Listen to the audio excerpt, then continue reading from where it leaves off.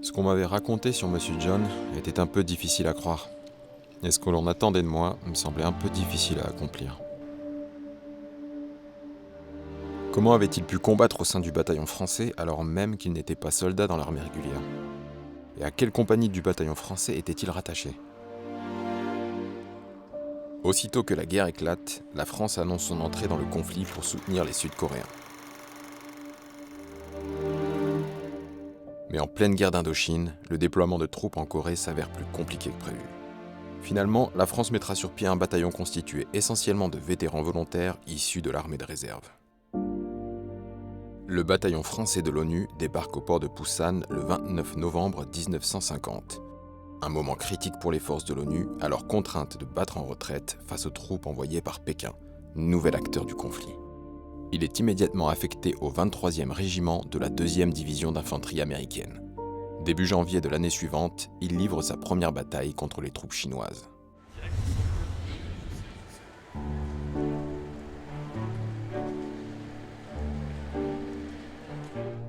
Jean-François Pelletier rassemble depuis plus de 30 ans des documents relatifs au bataillon français de l'ONU. Il m'a expliqué les spécificités du bataillon dans son fonctionnement et son organisation, spécificités qui auraient permis l'intégration de M. John. Ce qui fait que dans les hommes de troupes, le bataillon français de l'ONU, au niveau des hommes de troupes, était composé de seulement 10% de soldats de l'active et 90% de la réserve. De la réserve, d'accord.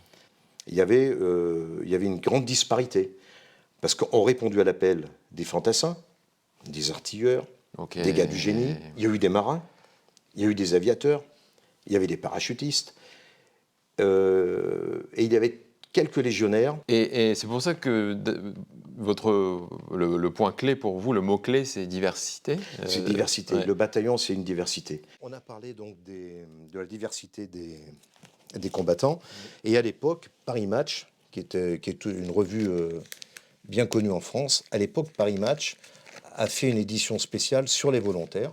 Donc ça, c'est le sergent Pralon, 45 ans. Oui, donc le doyen un peu. Un des doyens. Donc là, on a Pralon. Là, on a le caporal-chef Folliot. Lui, il était instituteur. Lui, militaire à la retraite, instituteur.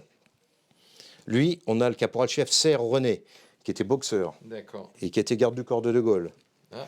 L'artiste, c'est Collard. L'idéaliste, c'est Delvert. Lui, c'est un planteur. Il revient d'Indochine pour s'engager. Il laisse son entreprise là-bas. Ok. Et là, un des Benjamins, André Gauthier, 18 ans. Voilà. C'est étonnant. Ça, c'est génial. Hein. Et à cette diversité s'ajoute aussi le fait que c'est le bataillon français accueillait du... Le fait qu'il y ait des soldats sud-coréens n'était pas une exception. Lui qui avait l'habitude de ce melting pot de population, il a dû se dire, si on essaime ces soldats, on va perdre le bénéfice de ce courage, de cette fierté, et on va perdre cet esprit de corps et cet esprit combatif. Tout l'avantage moral, en fait. Voilà. Donc il faut qu'on les garde en unité constituée. Ok. Voilà, par exemple, un autre document, l'hymne national coréen. Ok. Voilà. Donc on va commencer par là. On commence par là, voilà. si j'ai bien compris. Ouais. Donc, alors, Tong et Mul Goa Peik Tu San Imalu Gotal Tulok. Ana Nim I Bo O Asa Ulina La Man Sei. 너무 잘 썼네요. Alors, il me semble que vous avez d'autres documents qui montrent un peu le lien entre les soldats français et les ROC, le fait qu'il y avait un intérêt des soldats français avec la langue coréenne et de communiquer avec eux.